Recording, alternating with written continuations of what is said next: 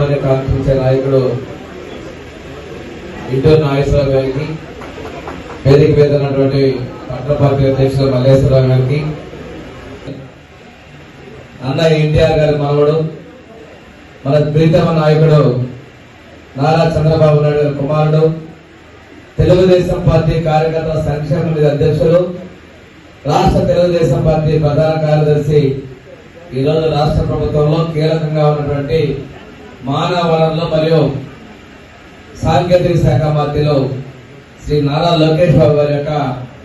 పుట్టినరోజు సందర్భంగా కందుకూరు పార్టీ కార్యాలయంలో ఘనంగా వేడుకలు నిర్వహిస్తున్నటువంటి మీ అందరి తరఫున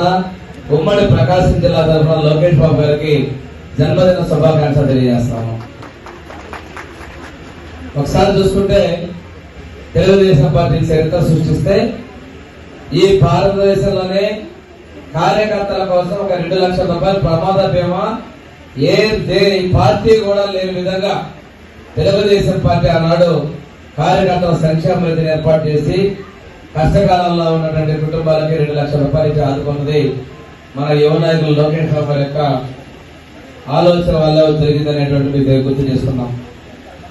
2014-19లో పంచాయతీరాజ్ శాఖ మంత్రిగా ఉంటూ పార్టీని ప్రభుత్వాన్ని సమన్వయం చేసుకుంటూ 27,000 కిలోమీటర్ల సిమెంట్ రోడ్ల నిర్మాణం చేసినటువంటి ఒక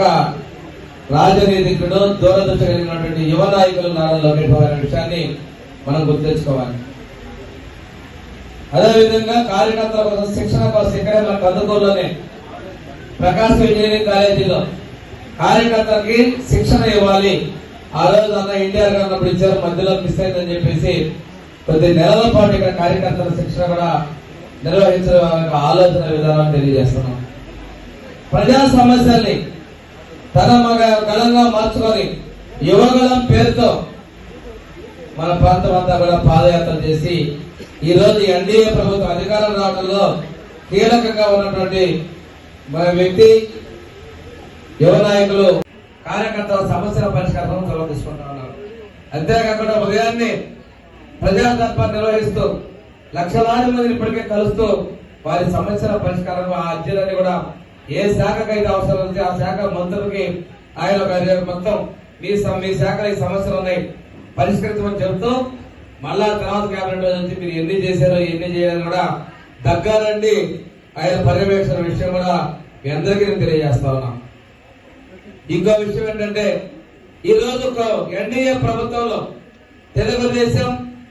జనసేన నాయకులు పవన్ కళ్యాణ్ గారు, అదేవిధంగా బీజేపీ